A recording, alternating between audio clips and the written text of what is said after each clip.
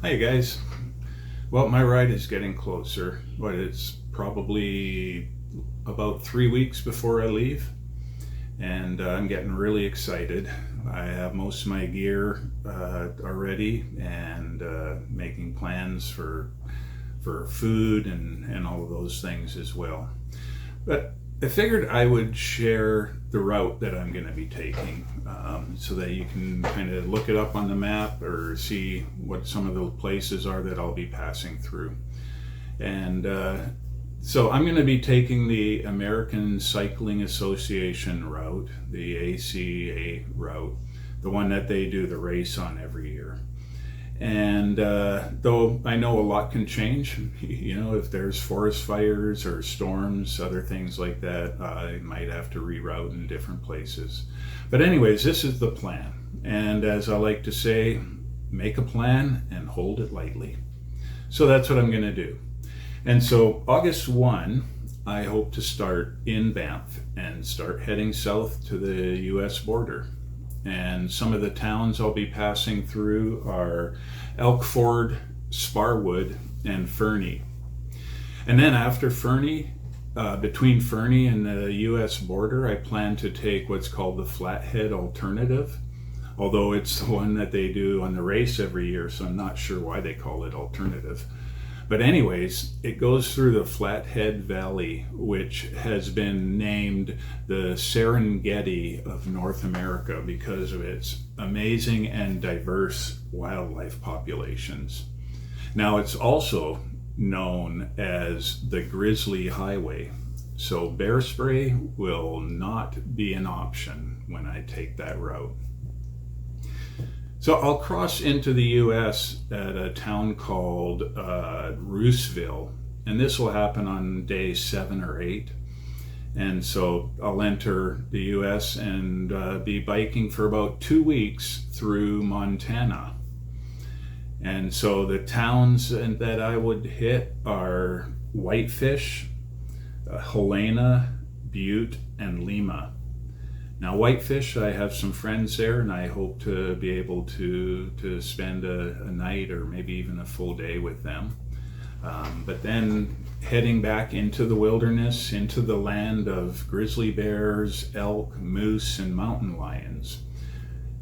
Northern Montana is very forested, and I will be having a lot of challenging climbs. Southern Montana, it's a little different. The valleys start opening up, the forests give way to grazing land, the elk give way to cows. And so I'll be moving through southern Montana, and somewhere around the end of week 3, I'll enter into Idaho. I only spend maybe a day there. There's 75 miles of the trail is in Idaho. And then we'll hit Wyoming. And the first larger town that I go through would be Coulter Bay.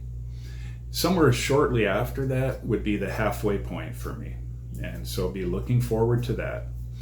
The other thing about Wyoming is that there's some beautiful high alpine areas that I'll be biking through. Now that also means a lot of mosquitoes, and so I'm not looking forward to that. And then the second half of Wyoming is the Great Basin that I've talked about before. The land of wild horses and strong winds. Hopefully it's a tailwind. And also of limited water source. So be going through that. I mentioned Coulter Bay, also passing through Pinedale and Rawlings. And then we'll enter Colorado and its high passes. And this should happen sometime around the first week of September.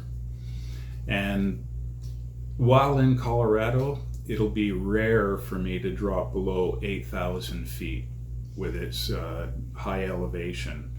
The highest pass that I'll go through is Indiana Pass at about 11,900 feet, so just under 12,000 feet. That's pretty high.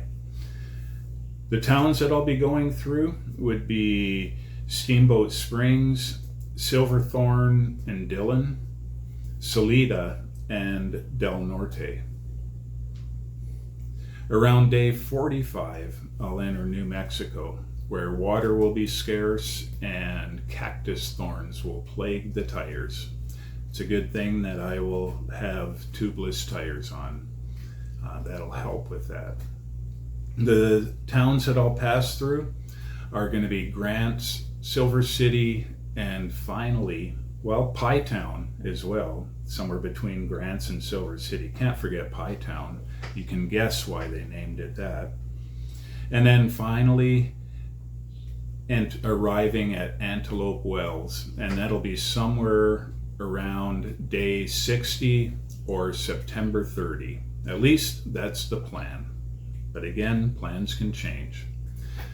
But I won't possibly be done when I get to Antelope Wells, because Antelope Wells is in the middle of nowhere. And so I would have to bike to some distance to find transportation back home to Minnesota.